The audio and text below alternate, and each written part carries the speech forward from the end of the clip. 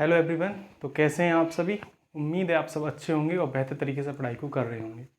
तो आज की हमारी क्लास है UP triple S C PET की फोर्थ यानी कि चौथी पॉलिटिकल साइंस की क्लास, जिसमें हम पढ़ने वाले हैं 1793 का चार्टर एक्ट।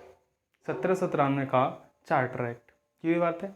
1773 में क्या था? Regulating act. 1784 में क्या था? Pitt's India act. लेकिन अब क्या है?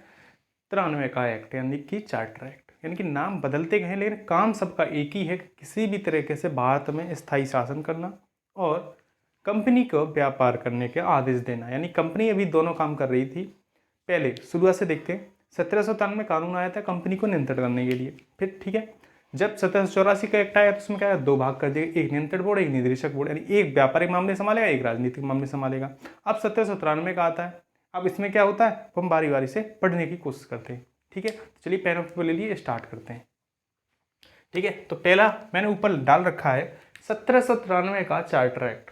अब 1793 का चार्टर एक्ट है तो आपको याद होगा 1773 में जब एक्ट आया था उस समय कंपनी का कार्यकाल 20 वर्ष बढ़ाया गया था।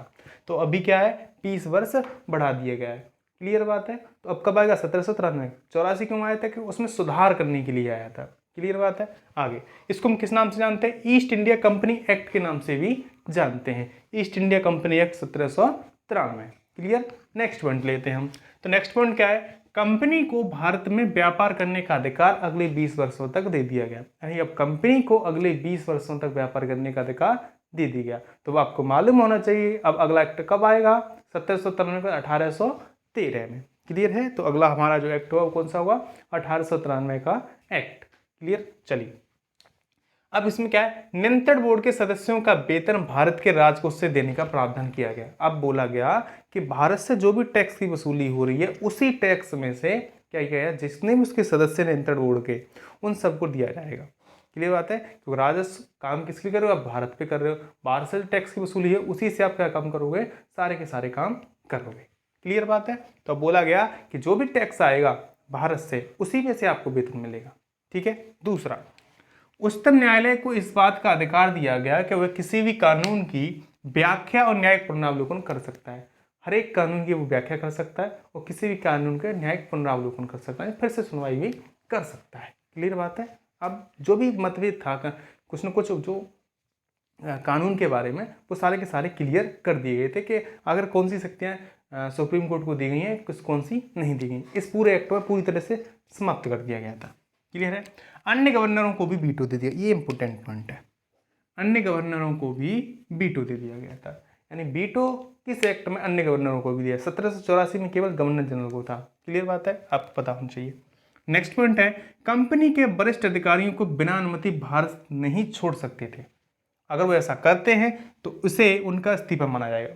यानी कि जरूरी नहीं है कि आप चाहते थे कि हम ट्रांसफर वहां पे ले लें, यहाँ पे ले लें। अब आपको ये अधिकार दिया गया है कि आप अपनी मर्जी से भारत में शासन करने की नहीं छोड़ सकते। यानी आपको भारत की कंपनी के लिए भारत में काम करना आप अपनी मर्जी से नहीं छोड़ सकते। क्लियर बात है। क्योंकि ऐसा इसलिए हो रहा था कि जो कुछ लोग थे जो खुद व्यापार करने लगे थे, कंपनी से अतिरिक्त व्यापार करने लगे।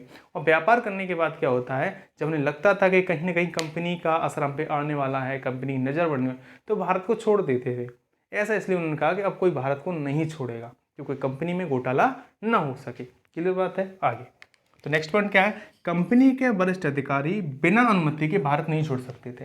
यानी कि आप बिना अनुमति के भारत को नहीं छोड़ सकते, ये भी इंपॉर्टेंट पॉइंट है। क्लियर बात है।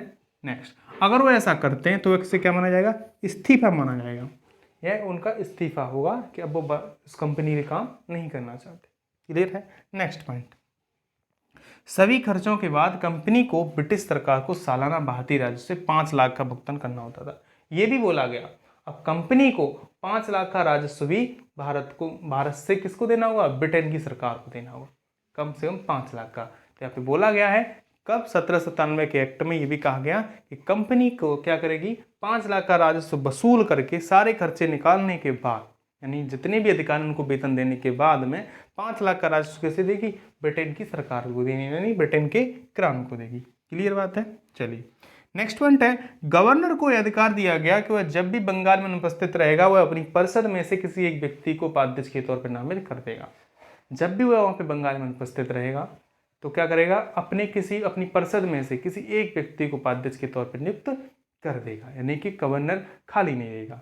ठीक है, चलिए नेक्स्ट पॉइंट दिया, कंपनी के डायरेक्टरों के लाभांश को 10% तक बढ़ाने की अनुमति दी गई। हाँ, ये इंपॉर्टेंट पॉइंट है, क्योंकि हो क्या रहा था कि कंपनी तो घाटे में जा रही थी, लेकिन कंपनी के जो डायरेक्टर थे COD, उनका वेतन बढ़ रहा था, यानी उनका लाभांश बढ़ रहा था। तो ये भी कहा गया कि आपका लाभांश 10% से ज़्यादा नहीं बढ़ना चाहिए।